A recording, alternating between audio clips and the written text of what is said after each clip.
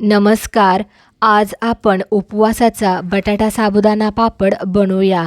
हा पापड अतिशय खुसखुशीत कुरकुरीत बनतो व तोंडात टाकताच लगेच विरघळतो. हा पापड खायलाही खूपच चविष्ट लागतो व बनवायलाही अगदी सोपा आहे. बारीक सारीक टिप्ससहित हा व्हिडिओ मी बनविला आहे. त्यासाठी व्हिडिओ हा शेवटपर्यंत पाहून चॅनलला सबस्क्राईब करा. साबुदाणा बटाटा पापड बनविण्यासाठी 1 किलो बटाटे हे स्वच्छ धुवून घ्यायचे आहेत.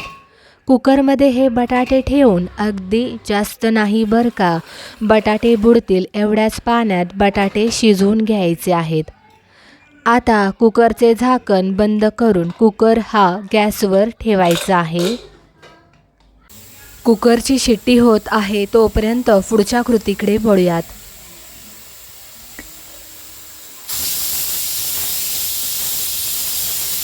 बटाट्याचे मोजमाप तर करून झाले आहे. आता साबुदाणाही मोजूनच घ्यायचा आहे. इथे 1 किलो बटाट्यासाठी वजनी 250 ग्रॅम कपने साबुदाणा मोजून घ्यायचा आहे. बरोबर 1.5 कप हा साबुदाणा घेतला आहे. मंडळी, साबुदाणा घेताना चांगल्या क्वालिटीचा घ्यावा, म्हणजे पापड अगदी मऊ खुसखुशीत न फाटणारेच बनतात. हे पापड बनविताना एवढेच साबुदाणाचे परफेक्ट प्रमाण हे आहे. चला लगेचच साबुदाणा कढईमध्ये कसा भाजायचा ते दाखवते. गॅसची आच ही मंद ठेवायची आहे आणि असं सतत साबुदाणा हलवत तो कढईत भाजून घ्यायचा आहे. साबुदाणा अगदी सर्व बाजूंनी छान फुलेस तोपर्यंत भाजायचा आहे. मंडळी, इथे साबुदाणा अगदी छान फुलेस तोपर्यंत भाजणे गरजेचे आहे, कारण पुढे याचेच पापड आपण बनविणार आहोत. साबुदाणा व्यवस्थित भाजला नाही तर पापड कडक होण्याची शक्यता असते. तो असा सतत हलवत राहायचं आहे. त्यामुळेच साबुदाणाचा रंग बदलणार नाही आणि त्यामुळे पापड दिसायलाही खूप छान दिसतील. हा साबुदाणा दाताखाली धरल्यावर तो अगदी भुसभुशीत जाणवत असेल तर तो परफेक्ट भाजला आहे असे समजावे. हे पहा, अगदी तुमच्याशी बोलता बोलताच 7 ते 8 मिनिटातच साबुदाणा अगदी छान टपोरा भाजून घेतला आहे. साबुदाणा असा फुलला की पटकन गॅस बंद करून टाकायचा आहे आणि अशा प्लेटवर किंवा साधा कॉटनचा रुमाल घेऊन त्यावर साबुदाणा पसरून घ्या. आता हा संपूर्णपणे थंड करून घेऊयात. इथे कुकरच्या मी 6 शिट्ट्या करून घेतल्या आहेत. हा बटाटा अगदी आतपर्यंत मऊ होईस तोपर्यंत शिजवून घ्यायचा आहे. बटाटा जरा जरी कच्चा राहिला तरीही पापड कडक होऊन हवे तसे ते फुलत नाहीत किंवा साबुदाणासोबत त्याची बाइंडिंग योग्य येत नाही. त्यामुळे बटाटा अजिबात कच्चा ठेवू नका. हे शिजवलेले बटाटे आता एका प्लेटमध्ये काढून घेते. आता पापडचे प्लेन न ठेवता त्यात तुम्ही आवडीनुसार मसाले देखील वापरू शकता. इथे मी घेतलेल्या प्रमाणात 8 ते 10 पोपटी रंगाच्या मिरच्या वापरल्या आहेत. ह्या कमी तिखट असतात ना, त्यामुळेच. मिरच्यांची क्वांटिटी आवडीनुसार कमी जास्तही ठेवू शकतात. आणि आता मिक्सरमध्ये मिरच्यांची ओबडधोबड पेस्ट करून घ्यायची आहे. आणि हो बरं का, इथे एक गोष्ट लक्षात ठेवायची आहे, ती म्हणजे ही मिरच्यांची पेस्ट वापरायची तेव्हाच ताजीच बनवून घ्यायची. जास्त वेळ राहिली तर ती काळी पडते. चला, बटाट्यांची साल काढून झाली आहे. आपण जी नेहमी पुरण गाळायची चाळण असते ना, ह्याच चाळणीवर बटाटे असे खिसून घ्यायचे आहेत. बटाटे खिसताना अशी वाटी ग्लास घ्यायची आहे, म्हणजे बटाट्याचा खिस पटापट गाळला जातो.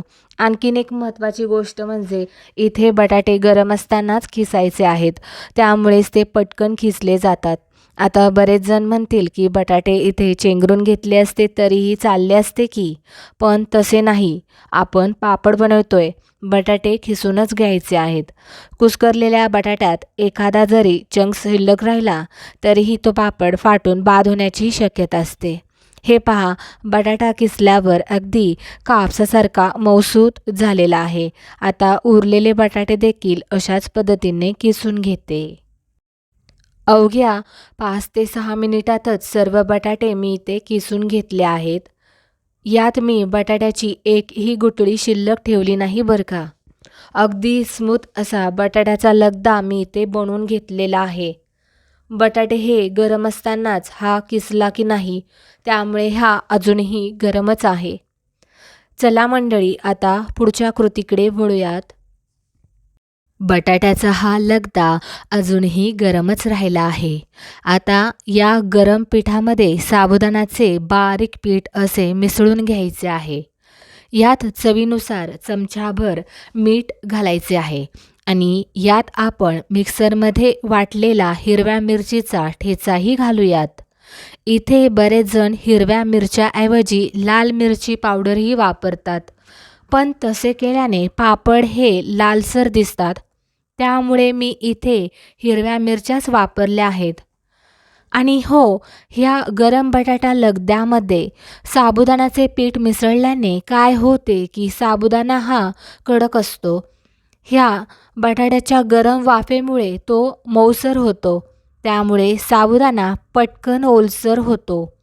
सुरुवातीला पाण्याचा एकही थेंब न वापरता हे पीठ लगद्यात मिसळून घ्यायचे आहे आणि त्यानंतर अगदी पीठ हाताला घट्टसर वाटत असेल तरच अगदी पाण्याच्या हातानेच, म्हणजे पोहे खाण्याच्या छोट्या चमच्याने 1 ते 2 चमचेच पाणी वापरून हे पीठ ओलसर करून घ्यायचे आहे.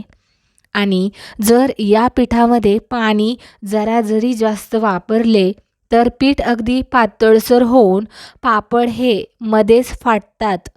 हे पहा, असे हाताच्या मुठीने दाबत दाबत पीठ चांगले 7 ते 8 मिनिटे मळून घ्यायचे आहे. त्यानंतर हे पीठ 1 तास झाकून ठेवून भिजत ठेवायचे आहे. हे पहा, पिठाचा गोळा हातात घेतल्यावर ह्याला क्रॅक्स जात नाही किंवा त्याला कडेने भेगाही पडत नाही. म्हणजेच पीठ चांगले एकजीव झाले आहे असे समजावे. आता पीठ झाकून ठेवूयात. हे पहा, पीठ 1 तास छान असे मुरले आहे. आता इथे अशी छिद्रे असलेली चाळण घ्यायची आहे. यावर मी अशी प्लेट ठेवली आहे. यामुळे काय होईल की पापडाचे पीठ अगोदरच ओलसर असल्याने चाळणीतून वाफ डायरेक्ट पिठावर येणार नाही. त्यामुळे पापड जास्तच ओलसर होण्याचीही शक्यताही कमी असते.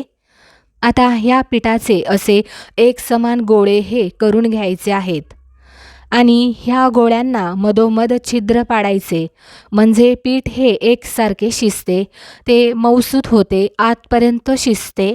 आता हे पिठाचे गोळे शिजवायला ठेवून देऊयात. अशा उकळत्या पाण्यावर चाळण ठेवून द्यायची आहे आणि यावर झाकण ठेवायचे आहे. बरं का, हे पीठ शिजायला जास्त वेळही लागत नाही, पण झाकण ठेवून हे पीठ 10 मिनिटे चांगले वाफवून घ्यायचे आहे. वाफेमुळे पीठ चांगले आतपर्यंत फुगून हलके फुलके होते आणि पापड मस्त खुसखुशीतच बनतात. 10 मिनिटापेक्षाही जास्त वेळ पीठ शिजवायची गरज नाही. हे पहा, पिठाला मस्त अशी चकाकी आलेली आहे. पीठ अगदी काचेसारखे ट्रान्सपरंट झालेले आहे. अशी सुरी घातली की बघा, सुरी पटकन आतमध्ये जाते. गॅसवरून पिठाची कढई जशीच्या तशी खाली उतरून घ्यायची आहे. हे पिठाचे गोळे गरम आहे तोच ह्याचे पापड करायचे आहेत. आणि हो, ही कृती पटापट करायची आहे, कारण हे पीठ जास्त वेळ असेच राहिले तर पीठ थंड होऊन त्याचे पापड पोळपाटवर हवे तसे पसरवत नाहीत आणि थंड झाल्यावर पिठाचे गोळे काळे पडतात. पीठ असे वाफवल्यामुळेच साबुदाणा शिजून हलका होतो, त्यामुळे पापड अगदी तोंडात टाकताच विरघळणारे बनतात. हे पहा, पीठ अगोदरच चांगले मळून शिजवल्याने ह्याला पुन्हा मळत बसायची गरज नाही. असे गरम पीठ लागेल एवढे भांड्यातून बाहेर काढायचे. लगेचच याचे गोळे बनवायला घ्यायचे आहेत. जे बाकीचे शिल्लक पीठ आहे ते झाकून बाजूला ठेवायचे आहे. सुरुवातीला गोळ्या बनविताना हाताला थोडेसे तेल चोळायचे, म्हणजे पीठ हाताला चिकटणार नाही. पीठ गरम असताना बनवायला घ्यायचे आहे. अगदी बारक्या आकाराचेही पापड दिसायला छान दिसत नाहीत, म्हणून मी इथे आकाराने थोडे मोठे लिंबू एवढे पिठाचे गोळे घेतले आहेत. आता जेवढे पापड बनवायचे तेवढीच गोळी मी इथे बनवून घेतली आहे. हे गोळे गरम आहे तोच पटापट मी ह्याचे पापड बनवून घेणार आहे. बनविलेले गोळे गरमच आहेत. हे पहा, इथे मी पापड बनवण्याची मशीन घेतली आहे. आता बरेच जणांकडे ही पापड बनवण्याची मशीन नसते. मग अशा वेळेस काय करायचे हेही मी पुढे सांगणार आहे. आता या मशीनच्याच आकाराचे 2 प्लास्टिक कापून घेतले आहेत. या पद्धतीने ह्यांना थोडंसं तेल चोळून घेतलं आहे, कारण सुरुवातीलाच तेल चोळायची गरज असते, नंतर तेल नाही लावायचे. तेल पापडला जास्त लावले तर पापड हे खाताना खवट लागतात. आता मशीनवर पिठाचा गरम गोळा ठेवला आहे आणि त्यावर दुसरा प्लास्टिक कागद ठेवला. आता पटकन मशीन या पद्धतीने प्रेस करून घ्यायची आहे. पहा, अगदी छोटासा गोळा होता, त्याचा एवढा मोठा पापड तयार झाला आहे. त्यामुळे पापड बनविताना पीठ गरमच हवे. हीच ती सिक्रेट टीप आहे बरं का मंडळी. आणि आता एकदा प्रेस केल्यावर पापड जर थोडा जाड वाटत असेल ना, तर पुन्हा एकदा पापड प्रेस करून घ्यायचा आहे. असा पातळसरच पापड बनवायचा आहे. पापड जर जाडसर राहिला तर तो तळल्यावर खुसखुशीत बनत नाही. तो थोडा कडकच राहतो. आणि अगदीच खूप जास्त कागदासारखा पातळसर पापड बनवलात ना, तर तो मध्ये आधी फाटतो. पापडाला अशा उभ्या भेगा पडतात. त्यामुळे पापड कुठेच जाड ठेवू नका. अगदीच कागदासारखा पातळही बनवू नका की तो फाटेलच. तर पहा, एक एक पापड मी इथे बनवून घेणार आहे. घरातच प्लॅस्टिकवर पापड मी पसरून घेतलेले आहेत. चला तर मग उरलेले पापडही बनवून घेऊयात.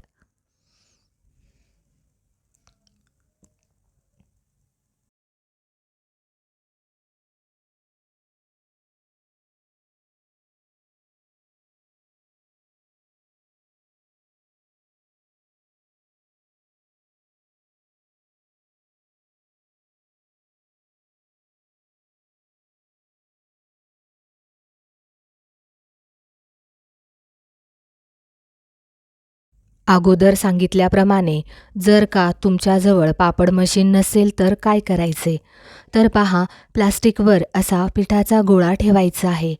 त्यावर दुसरा प्लास्टिक ठेवून घ्या. प्लेन बुडाची अशी वाटी घ्यायची आहे. या वाटीच्या मदतीने पापड असा गोलाकार पसरून घ्यायचा आहे. पीठ गरम आहे, त्यामुळे तो पहा पटापट पोळपाटवर पुढे सरकत आहे. अगदी एकसारखा पापड पसरून घ्यायचा आहे. अशाच पद्धतीने दुसरा पापडही बनवून घेते. कोणालाही कळणारही नाही हा पापड मशीनद्वारे लाटला की हातानेच. इतका परफेक्ट पापड बनवून तयार होतो ना, बस.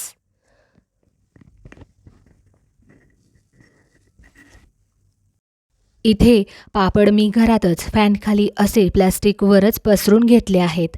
आता प्लास्टिकऐवजी इथे तुम्ही जुनी साडी वापरून त्यावरही पापड पसरून घेऊ शकता.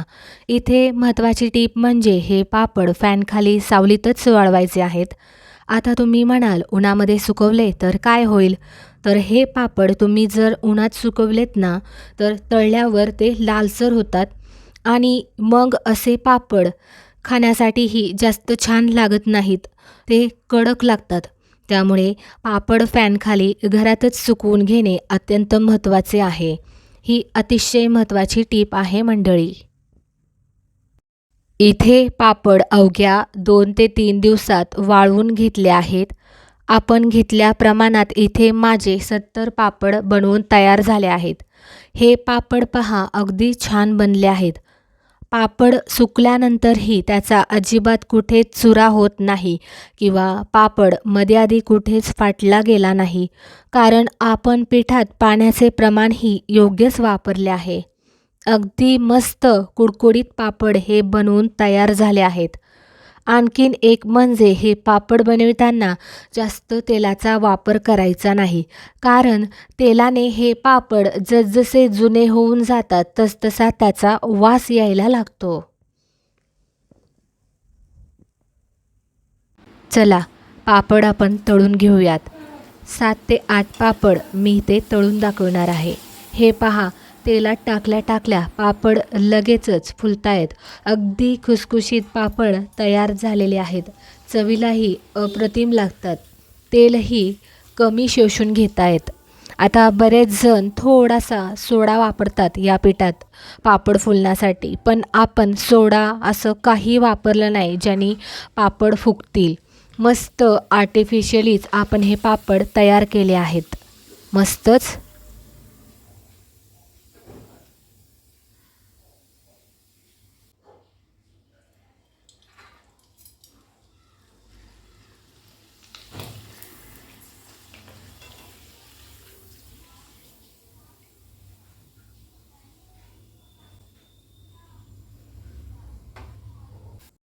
इथे 10 ते 12 पापड तळून घेतले आहेत. हे पापड कुठेच तेलकट झाले नाहीत. तेलही जास्त पीत नाहीत. अगदी खुसखुशीत, कुरकुरीत, तोंडात टाकताच विरघळणारे पापड बनवून तयार झाले आहेत. हे पापड 2 ते 3 वर्ष आरामात टिकतात, खराब होत नाही. फक्त त्यांना व्यवस्थित प्लॅस्टिक बॅगमध्ये ठेवलं तरीही चालेल.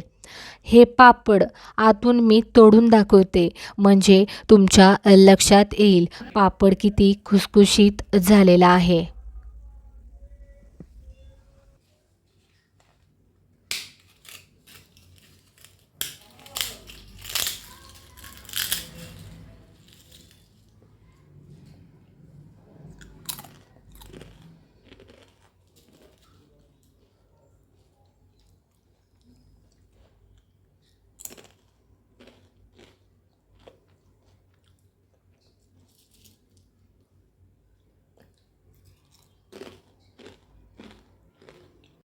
पापड बघा, अतिशय खुसखुशीत झाले आहेत. तेवढेच चविष्ट आणि चवदार झालेले आहेत. पापड अजिबात कुठेच कुडकुडीत किंवा कडक जाणवत नाही. अतिशय परफेक्ट प्रमाणासहित ही रेसिपी मी तुमच्यासोबत आज शेअर केली आहे. ही रेसिपी तुम्ही घरी नक्की ट्राय करून पहा. कशी वाटली ते कमेंट करून मला नक्की कळवा. व्हिडिओ आवडल्यास प्लीज व्हिडिओला लाईक, शेअर आणि चॅनलला सबस्क्राईब करा.